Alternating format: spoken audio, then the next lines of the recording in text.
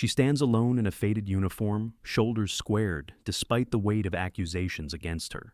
The military prosecutor's voice cuts through the courtroom.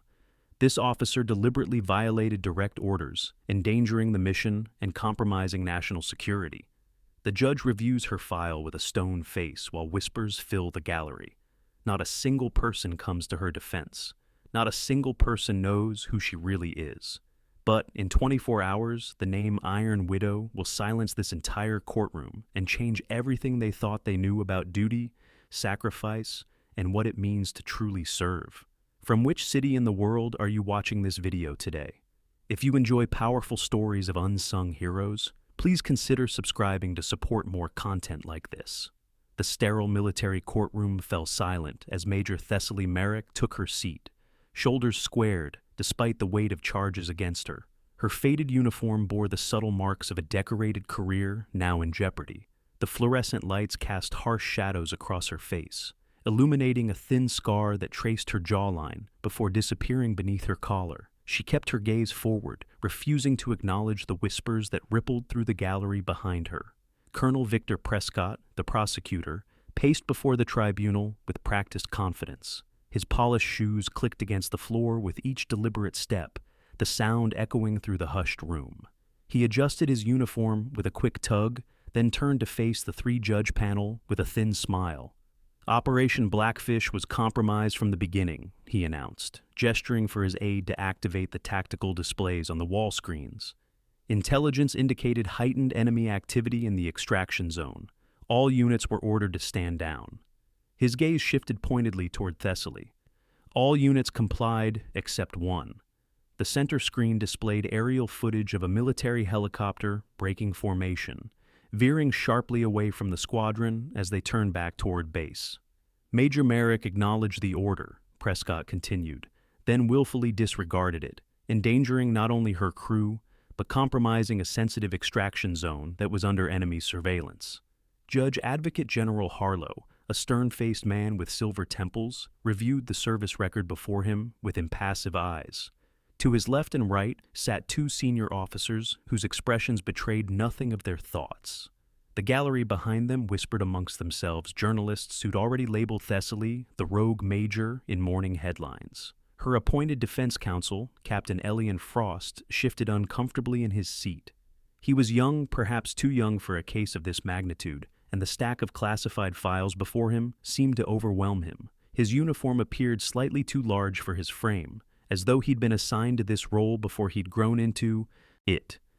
The prosecution calls Lieutenant Commander James Walsh, Prescott announced. A naval intelligence officer approached the witness stand. After being sworn in, he recounted the night in question with mechanical precision. At 0200 hours, satellite imagery detected increased movement in the target area. Command assessed the situation as compromised and issued the stand-down order at Euro 217.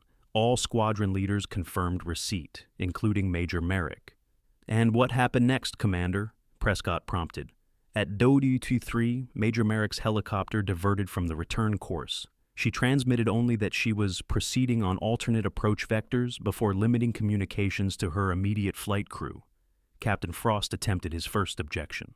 "Commander Walsh wasn't present in the command center. This is second-hand information." "Overruled," Judge Harlow responded without hesitation. "The commander is testifying to official records, not personal observations." Thessaly remained perfectly still throughout the exchange. She hadn't spoken a single word in her own defense since the tribunal began. "Major Merrick," Judge Harlow addressed her directly, "do you understand the charges brought against you?" She met his gaze evenly and nodded once, a barely perceptible movement. "For the record, the defendant must respond verbally," Harlow instructed. A beat of silence followed. The room seemed to hold its breath. "Yes, Your Honor," she finally said, her voice quiet but firm. It was the first time many in the courtroom had heard her speak. During the morning recess, Thessaly stood alone by the window in the conference room assigned to her defense. Captain Frost approached with a cup of water, offering it with an uncertain smile.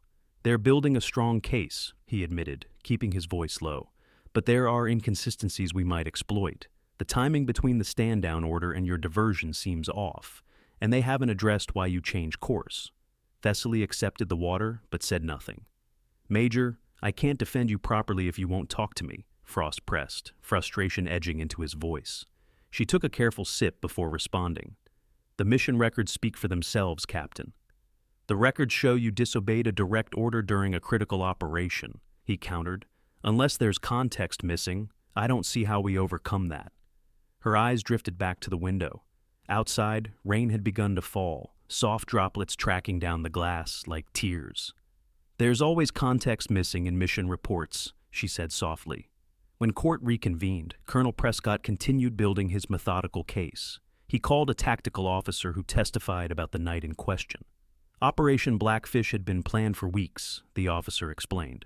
Its objective was to extract a reconnaissance team from increasingly hostile territory. The mission was classified Level 4, indicating significant strategic importance. And in your assessment, Prescott asked, was Major Merrick's action a simple error in judgment or something more concerning? The tactical officer glanced briefly at Thessaly before answering. Major Merrick has a history of questioning orders. At first, it was subtle after-action inquiries about strategic decisions, but as her rank increased, so did her tendency to debate command directives. Captain Frost stood for cross-examination. Lieutenant, did Major Merrick's questions ever improve mission outcomes? Objection, Prescott interjected. Calls for speculation. Sustained, Judge Harlow ruled. Frost tried again. Has Major Merrick's record demonstrated competence in field decisions? The officer shifted uncomfortably. Her operational success rate is among the highest in the division. And how many successful extractions has she led prior to Operation Blackfish? 17 documented missions, all successful. A murmur passed through the courtroom before Harlow called for order. During this exchange, Thessaly noticed movement at the back of the gallery. A gaunt man in a wheelchair had entered quietly, positioning himself in the shadows near the exit. His face was partially obscured, but something about his presence caused her to straighten almost imperceptibly in her seat. As the day's proceedings continued, Captain Frost struggled with cross-examinations that seemed to gain little ground. The prosecution presented more witnesses, each reinforcing the narrative of a decorated officer who had gradually begun challenging authority until her insubordination culminated in the Blackfish incident. By late afternoon, Colonel Prescott requested permission to present partial mission footage. Judge Harlow granted it, and the lights dimmed as the wall screens activated. The footage showed a night vision aerial view from Thessaly's helicopter. Everything appeared normal until a sudden course change. The helicopter broke formation, banking sharply away from the squadron. This wasn't battlefield improvisation, Prescott emphasized as he froze the frame. This was flagrant disregard for chain of command that resulted in a downed aircraft and compromised intelligence assets. The footage continued, showing the helicopter descending toward a mountainous region before the feed abruptly terminated.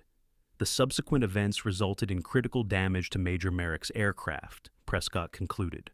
The cost to military resources was substantial, not to mention the risk to personnel. Throughout the presentation, Thessaly's expression remained unchanged. Only the slight whitening of her knuckles as she clasped her hands betrayed any emotion. In the gallery, Thessaly noticed two soldiers in dress uniforms watching her intently. One touched a patch on his shoulder, a symbol that didn't match any standard military unit she recognized. When they realized she had noticed them, they exchanged glances but didn't look away. The afternoon session concluded with Judge Harlow setting expectations for the following day. The prosecution will conclude its case tomorrow morning. The defense will then have its opportunity to present counter-evidence. His gaze settled briefly on Thessaly. Court is adjourned until 0900 hours. As the room began to clear, the man in the wheelchair made a deliberate move toward the exit. When Thessaly stood, their eyes met briefly across the courtroom. A flash of recognition passed between them before he quickly wheeled himself out. Captain Frost noticed the exchange. "Do you know him?" he asked quietly. Thessaly gathered her papers without responding, but something had changed in her demeanor. A tension had entered her shoulders that hadn't been there before. That evening, Frost worked late in the defense preparation room, surrounded by case files and mission reports. His frustration mounted as he searched for anything that might help their case. A soft knock at the door interrupted his concentration. A junior officer entered, carrying a sealed envelope. "Message for you, Captain," hand-delivered to the front desk. Frost opened it cautiously. Inside was a single slip of paper with a string of numbers and a brief message. Secure Terminal 5, 2200 hours. Come alone. At precisely 10 p.m., Frost entered the empty communications room. Terminal 5 sat in the corner, its screen already active. As he approached, the screen prompted for an access code. He entered the numbers from the note, his heart racing. The screen flickered, then displayed a classified file directory he should never have been able to access. At the top was a personnel file marked Redacted Operation 1192K with Thessaly's service photo. Below it, another file caught his attention. Codename Iron Widow. The next morning, Frost arrived at court transformed. Gone was the uncertain, overwhelmed defense counsel. In his place stood a calculated strategist with newfound confidence. Thessaly noticed the change immediately, but said nothing as they took their seats. Colonel Prescott called his final witness, a communications specialist who testified about Thessaly's limited radio contact during the incident. As the testimony concluded, Prescott turned to the judges. "The prosecution rests, Your Honor." Judge Harlow nodded. "Captain Frost, you may present your defense." Frost stood, straightening his uniform. "Your Honor, the defense requests permission to call an unscheduled witness." Prescott frowned. "Objection. The defense provided no witness list." "This witness has only just been cleared to testify," Frost countered. "Given the classified nature of this case, I request the court's latitude." "Request denied," Harlow ruled. "Proceed with your scheduled defense." Frost's expression didn't falter. "Then, Your Honor, under Military Code Section 14.7, I invoke Vanguard Protocol." The courtroom went completely still.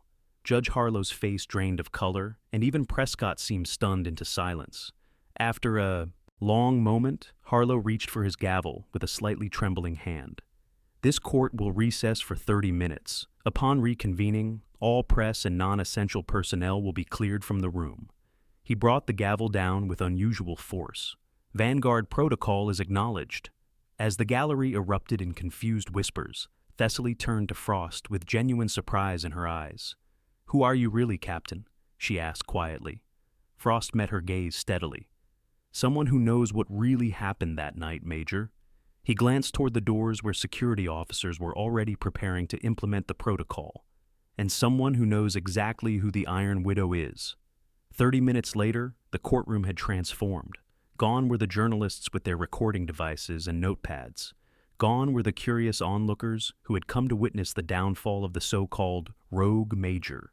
In their place sat a handful of high-ranking officers, security personnel with specialized clearance badges, and the ever-present silence of classified proceedings. Judge Harlow's demeanor had shifted noticeably. The stern authority he had projected earlier had given way to something more cautious, almost deferential. He cleared his throat before addressing the room. "This court acknowledges Vanguard Protocol. All present are now bound by Code 14.7 secrecy provisions. Violations are punishable under National Security Act, Section 798. He turned to Captain Frost. "You may proceed." Frost stood and activated the secure terminal at the defense table. "The prosecution's evidence is incomplete," he stated, his voice carrying a newfound authority that filled the room. "I present intercepted enemy communications that weren't included in the official mission briefing." The screens throughout the courtroom displayed a series of encrypted transmissions, followed by their decryptions. Colonel Prescott rose immediately. "Objection, Your Honor. This evidence wasn't properly disclosed during discovery." "This evidence," Frost responded without breaking his stride, "comes directly from Special Operations Command archives, declassified this morning under Director Lazarus's authority." The name sent a ripple of discomfort through the senior officers present. Judge Harlow's fingers tightened around his pen until his knuckles whitened. "I'll allow it," he said quietly.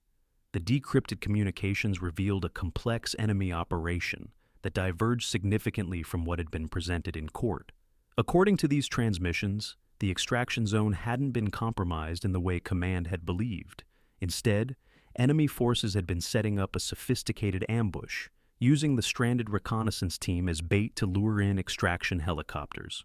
"As you can see," Frost continued, highlighting specific passages, "these communications indicate that Major Merrick had detected and broken enemy encryption protocols hours before the mission. She identified a counterintelligence operation that our own analysts missed. Colonel Prescott studied the documents with growing concern. Even if these communications are authentic, they don't change the fact that Major Merrick disobeyed a direct order. "That's where you're wrong, Colonel," came a new voice from the back of the courtroom. All heads turned as the doors opened. The gaunt man in the wheelchair rolled forward into the room, revealing severe burn scars across his face and hands. Despite his physical condition, he carried an unmistakable aura of command. "Lieutenant General Soren Lazarus," he introduced himself, coming to a stop before the judges' panel. "Former commander of Special Operations Group Epsilon. I'll speak for myself." Judge Harlow immediately stood, a gesture of respect that surprised everyone present. "General Lazarus, the court acknowledges your authority in this matter."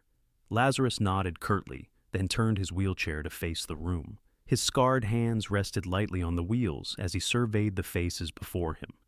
"I was at Central Command on the night in question," he began, his voice carrying the slight rasp of someone who had once inhaled too much smoke. "I personally issued the stand-down order that Major Merrick is accused of disobeying." The room fell utterly silent. Even the soft hum of the ventilation system seemed to fade away as all attention fixed on the general. "Our intelligence indicated that the extraction zone was compromised. Based on the information available to me at the time, I made the call to abort the mission." He paused, his gaze finding Thessaly across the room. "What I didn't know what Command's intelligence completely missed was that Major Merrick had intercepted and decrypted enemy communications that contradicted our assessment." He gestured toward the screens still displaying the decrypted messages. "She detected a counterintelligence operation in progress. The enemy wasn't simply aware of our extraction team, they were deliberately allowing our reconnaissance unit to transmit emergency signals. They wanted us to send helicopters." Thessaly sat perfectly still, her expression unchanged, though something flickered in her eyes as Lazarus spoke a recognition, perhaps, or a painful memory resurfacing. "Major Merrick realized that our men weren't just stranded," Lazarus continued. "They were being used as bait in an elaborate trap, designed to take out our best rescue pilots and their specialized aircraft." Colonel Prescott stepped forward. "With respect, General, if Major Merrick had this critical information, why didn't she relay it to Command before disobeying orders?" "She tried," Lazarus replied sharply. "I'd like to play the complete mission audio if the court permits." Judge Harlow nodded, and Captain Frost activated the audio file. The recording began with routine mission communications, time stamped 20 minutes before the stand-down order. Thessaly's voice came through clearly. "Blackfish, actual to Command. I'm detecting anomalous communication patterns in Grid Sector 7. Request intelligence verification." A different voice responded, "Command to Blackfish Actual. Continue mission as planned. Intelligence shows no irregularities in Sector 7. 10 minutes later, Thessaly's voice again, "Command, I've decrypted partial enemy communications. They're expecting us. Recommend immediate reassessment." The response, "Maintain course, Blackfish Actual. Intelligence is monitoring." Then came the stand-down order, Lazarus's own voice.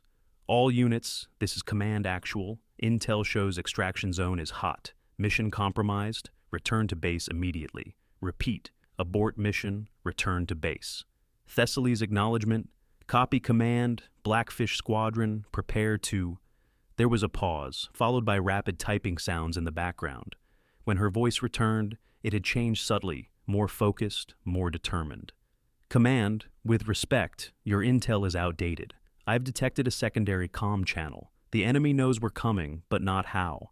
They've set up an ambush at the primary extraction point, but our men are half a kilometer east of that position.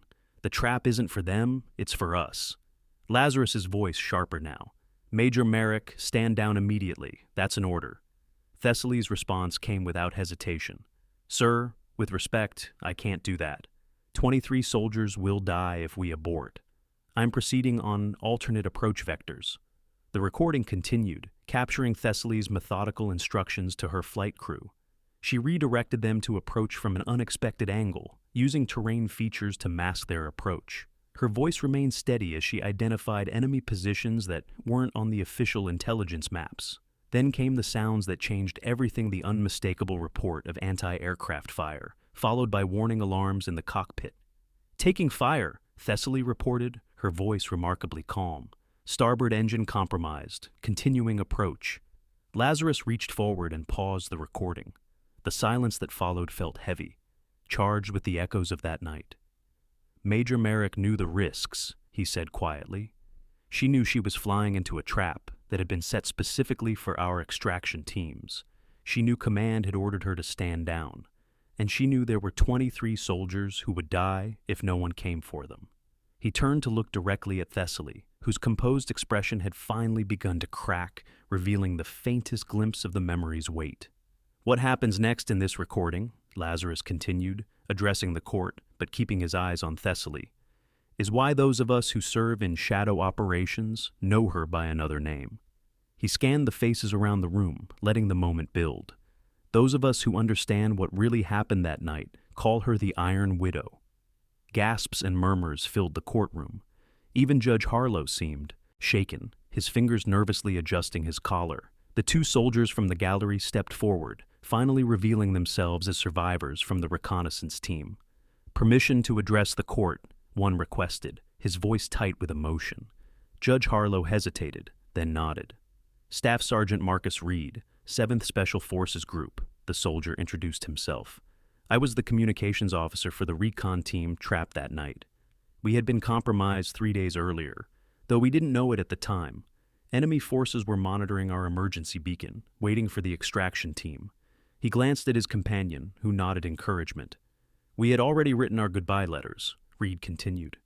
Command had declared the situation unsurvivable. We were preparing to destroy our intelligence and fight to the last man. His voice caught slightly. Then we heard it the sound of a helicopter approaching from an impossible direction. The second soldier stepped forward. Master Sergeant Daniel Cortez, I was the team leader. The enemy had established firing positions covering all standard approach vectors. They had surface-to-air missiles ready to take down any aircraft that approached from base. But Major Merrick didn't come from the direction they expected. She came in low through a narrow mountain pass that our own pilots had deemed too dangerous to navigate, especially at night. Lazarus gestured to Frost, who resumed the recording. The audio captured the increasing damage to Thessaly's helicopter as she pushed through enemy fire. Despite the chaos, her voice remained steady as she coordinated with the ground team for extraction. LZ compromised. Moving to secondary extraction point. Ground team, proceed to coordinates being transmitted now. The sounds of the helicopter struggling grew more pronounced. Warning systems blared in the background. Hydraulic systems failing, a crew member reported. We're losing altitude control. Compensating, Thessaly responded. Maintain approach vector. We'll get one shot at this. The recording captured the next harrowing minutes as Thessaly somehow kept the damaged helicopter airborne long enough to reach the stranded soldiers. Through a hail of gunfire, she managed to hold position just long enough for the men to board. Then came the moment that had defined her legacy. As the helicopter struggled to gain altitude, enemy fire intensified. Systems began to fail catastrophically. Critical damage to tail rotor, the crew reported. We're overloaded. We can't maintain lift with current payload. Without hesitation, Thessaly's voice came through clearly. Transfer controls to secondary pilot. Prepare to offload non-essential personnel. Ma'am? The co-pilot questioned. That's an order, Lieutenant. Get these men home. The sounds of argument followed, quickly silenced by Thessaly's firm command. Then her final transmission came through with chilling clarity. Extraction team. Secure. 20 survivors on board supporting units. My systems are failing. A pause, then with quiet authority. Make sure they get home. That's an order. The recording ended with the emergency beacon activating, then silence. Lazarus looked around the courtroom. Every face reflected the weight of what they had just heard. Even Colonel Prescott seemed affected, his earlier certainty visibly shaken. Major Merrick's actions saved 20 soldiers and 3 intelligence officers critical to our Karakum operations, Lazarus stated. Her extraction route became our blueprint for 6 subsequent missions. He turned to face the tribunal directly.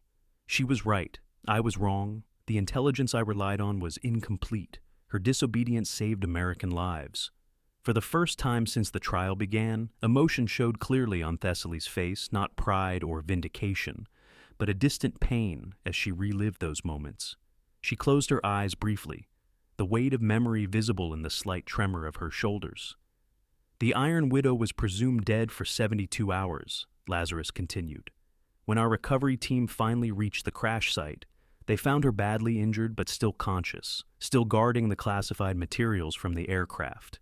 She refused evacuation until all sensitive equipment was secured. He wheeled closer to the tribunal. I personally recommended her for the Distinguished Service Cross. That recommendation was buried by the same administration officials who are now prosecuting her for saving American lives. The silence in the courtroom was absolute. Several jury members were visibly emotional, one openly wiping tears. Lazarus's scarred hand reached into his pocket, withdrawing a small, tarnished piece of metal. He placed it on the table before him. This is a fragment from Major Merrick's helicopter. It was embedded in my leg when I led the team that recovered her from the crash site. His voice grew softer. The woman you're prosecuting for insubordination saved 23 lives that night. 24, counting mine. Judge Harlow called for a brief recess, his expression troubled as he conferred quietly with the other panel members. The courtroom remained nearly silent, the weight of Lazarus's testimony hanging in the air. Thessaly sat motionless at the defense table, her eyes focused on some distant point, perhaps seeing again the night that had defined her career and nearly ended her life. Captain Frost approached her cautiously. "Are you all right?" he asked, his voice low enough that only she could hear. She blinked, returning to the present moment. "I never wanted to be called that," she said quietly. "Iron Widow. It makes it sound heroic." "It was heroic," Frost insisted. She shook her head once, a small, tight movement. "It was necessary. There's a difference." Before Frost could respond, the doors opened and Judge Harlow returned with his panel. The atmosphere in the room had changed completely. Where before there had been skepticism and judgment, now there was a solemn respect that bordered on reverence. "This court will reconvene," Harlow announced, his voice carrying a new gravity. He looked directly at Thessaly for a long moment before continuing. "Major Merrick, would you please approach the bench?" She rose smoothly, her movements betraying none of the emotion that had briefly surfaced during Lazarus's testimony. As she stood before the tribunal, Harlow spoke in a voice meant only for her. "Before we proceed, I want to say personally that I served with Colonel James Harrington. He was on that reconnaissance team." Harlow's professional demeanor faltered slightly. "He was my brother-in-law. He has 3 children who still have their father because of you." Thessaly met his gaze steadily, but said nothing. Harlow cleared his throat and addressed the court at normal volume. "This tribunal has reviewed all evidence, classified and unclassified. Based on the testimony and documentation provided by Lieutenant General Lazarus, this court finds that Major Thessaly Merrick acted within the scope of battlefield discretion when faced with critical intelligence not available to command." He placed his hands flat on the table before him, as if steadying himself. "Furthermore, this court finds that the actions taken by Major Merrick on April 17th represent the highest traditions of military service and sacrifice. The judge did something unprecedented then. He stood a gesture of respect that brought everyone else in the courtroom to their feet as well. All charges are dismissed," he declared. "This court extends its formal apology to Major Merrick for these unnecessary proceedings and thanks her for her extraordinary service." Colonel Prescott, who had been watching the proceedings with growing discomfort, stepped forward. "Your Honor, the prosecution withdraws all charges and joins in the court's recognition of Major Merrick's service." The 2 soldiers from the reconnaissance team moved to the center of the courtroom and came to attention. They saluted Thessaly in perfect unison, a gesture quickly joined by every officer present. In the silence, Thessaly finally spoke, her voice quiet but firm enough to reach every corner of the room. "I was just doing my job. They would have done the same for me." The formality of the moment dissolved as the soldiers from her rescue mission approached. Staff Sergeant Reed spoke first, his voice thick with emotion. "We wanted to be here, Major, to make sure they knew what really happened." "The mission records spoke for themselves," she replied, echoing what she had told Frost earlier. "Not all of it," Master Sergeant Cortez said. "They didn't show how you gave up your seat when the helicopter couldn't lift all of us, how you stayed behind knowing what it meant." Thessaly's expression softened almost imperceptibly. "How is your daughter, Sergeant? She must be nearly 5 now." Cortez blinked rapidly, fighting emotion. "She turned 5 last month. She knows your name. We all made sure of that." General Lazarus wheeled forward, joining their small circle. Despite his injuries, he managed a crisp salute. "The system failed you, Major. That stops today." As the courtroom gradually emptied, Captain Frost gathered the defense materials, watching Thessaly speak quietly with the men she had saved. The transformation was striking. The silent, stoic officer who had seemed resigned to her fate now stood tall, surrounded by those who knew her true worth. "You knew all along, didn't you?" Frost asked when Lazarus approached him. "You knew who sent me that access code." Lazarus's scarred face formed what might have been a smile. "Justice moves slowly through official channels, Captain. Sometimes it needs a little help finding its way." 3 months later, a small ceremony took place at the Pentagon. The room was deliberately intimate, with only a few dozen attendees, a stark contrast to the public spectacle of the trial. Thessaly stood in a fresh uniform, the insignia gleaming under the lights. Across her shoulders sat a new rank, one that acknowledged years of overdue recognition. General Lazarus, still in his wheelchair but sitting straighter now, addressed the gathering. "We are here today to correct an oversight. 3 months ago, Major Merrick stood accused of violating military protocol. Today she stands before you as the embodiment of what that protocol was designed to protect the lives of those who serve." He wheeled forward, holding a small box.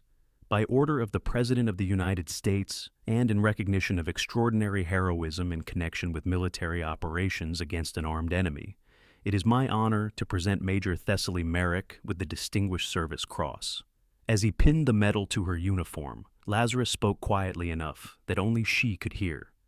"They wanted to make it the Medal of Honor, but I told them you'd refuse it." The ghost of a smile touched Thessaly's lips. "You know me well." "Major Merrick reminded us of something we sometimes forget in command positions," Lazarus continued, addressing the room again. "That regulations exist to save lives, not endanger them. And sometimes, the bravest act of service is knowing when to question an order." After the ceremony, Staff Sergeant Reed approached with a small wooden box. Inside lay a burned component from Thessaly's helicopter, the unit's symbol still visible despite the damage. "We all kept something," he explained, "to remind us. But we thought you should have this." Thessaly ran her finger lightly over the etched symbol, feeling the roughness of the metal. "Have you been reassigned?" she asked. Reed nodded. "All of us were. Special operations training. They're calling us the Widow's Watch." She looked up sharply. "I didn't authorize that." "No one asked you, Major," he replied with the first hint of a smile. "Some things you don't get to control." As the gathering dispersed, Thessaly found herself alone with General Lazarus near the memorial wall. The names of fallen soldiers stretched before them, a solemn reminder of the cost of service. "What happens now?" she asked quietly. Lazarus considered the question. "That depends on you. Your new security clearance allows for several possibilities. There's a strategic intelligence unit that could use someone with your particular insight. And if I wanted something else?" "You've earned the right to choose, Thessaly." It was the first time he had used her first name. "Whatever you decide, make sure it honors what you fought for." She nodded, a decision already forming in her mind. "I want to train extraction pilots, teach them what to look for when command intelligence falls short." Lazarus studied her for a moment, then nodded. "I'll make it happen."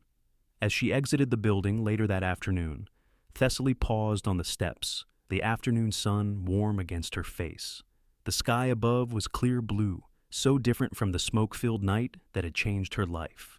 She touched the metal at her chest briefly, still unaccustomed to its weight. A young lieutenant approached hesitantly, stopping at a respectful distance. "Major Merrick, I'm sorry to bother you, but I just wanted to say I've been following your case." She straightened her shoulders. "I'm being deployed next week, and I just wanted to say that your actions are why I joined, to serve with that kind of courage." Thessaly studied the young officer, seeing in her the same earnest dedication she had once felt, before experience had tempered it with caution. "What's your name, Lieutenant?" "Alvarez, ma'am. Rebecca Alvarez." "Lieutenant Alvarez, remember this," Thessaly said, choosing her words carefully. "Your first duty is always to the mission and the people who serve it. Sometimes those priorities conflict. When they do, choose what saves lives." Alvarez nodded solemnly. "Yes, ma'am." As the lieutenant walked away, Thessaly remained on the steps, watching the normal rhythm of life continue around her. Junior officers hurried between buildings. Tourists photographed monuments in the distance. The world moved on, unaware of the decisions made in classified rooms, the sacrifices offered in distant places. She thought of the helicopter going down, the flames reflecting against the night sky. She remembered the weight of the decision, the certainty that she would not be returning home, and she remembered the surprise of waking up 3 days later, somehow still alive, still guarding the crash site with a broken body and an unbroken will. Iron Widow. The name had followed her, unwanted but undeniable. She had never sought recognition for doing what anyone would have done, faced with the same choice. Yet here she stood, vindicated, decorated, her name cleared, and her purpose renewed. A familiar voice interrupted her thoughts. General Lazarus had wheeled himself out to join her. Thinking about that night, he asked. She nodded once. I think about it too, he admitted, about what would have happened if you had followed my order. You made the right call with the intelligence you had, she said, the words coming easier now that the truth was known. And you made the right call with the intelligence you had, he countered. That's the lesson here, Thessaly. Not that you disobeyed, but that you had the courage to act on what you knew to be true. They stood together in companionable silence, watching the day begin to fade. The setting sun cast long shadows across the steps, turning the white stone to gold. In that moment, the weight of the past seemed to lift slightly, making room for whatever would come next. They're waiting for you, Lazarus said finally, nodding toward a group of officers gathered near the edge of the courtyard. The men from the reconnaissance team stood among them, along with several pilots from Thessaly's former squadron. What is this? She asked. Tradition, he replied simply. When one of our own has been through fire and emerged stronger, we gather to welcome them home, properly this time. As she walked toward them, each officer came to attention and saluted. Not the formal salute of ceremony, but the deeper acknowledgement between those who shared an unspoken understanding of service and sacrifice. Staff Sergeant Reed stepped forward, speaking for the group. We wanted to make it official, Major. The Iron Widow brought us home. Now we're bringing her home. Thessaly felt something shift inside her, a release of the tension she had carried since that night. She returned their salutes, accepting at last the name they had given her and the responsibility that came with it. Time to go, Widow, Reed said, using the call sign with careful respect. Your squad is waiting. As the sun dipped below the horizon, Thessaly Merrick walked away from the Pentagon with her team beside her. The metal on her chest caught the last rays of light, a small, bright gleam against the deepening shadows. She moved with the quiet confidence of someone who had faced the hardest choice and found her answer there in the space between duty and conscience, between orders and honor. Behind her, the building stood silent, its walls containing thousands of decisions that shaped the world. Before her lay a future defined not by a single night of heroism, but by the chance to ensure that others would understand what she had learned at such cost. That sometimes the bravest act of service is knowing when to question an order, that regulations exist to save lives, not endanger them. That true courage often lies in the quiet moments between the thunder of battle, in the choices made when no one is watching. The faded uniform was gone now, replaced by one that reflected her true service. The scar along her jawline remained a reminder of the cost of her decision. But as she walked away with her team, Thessaly carried something else as well, the certainty that she had done what was right, not what was easy. And in that knowledge, she had found a peace that no trial could take away, and no medal could enhance. The Iron Widow had come home at last,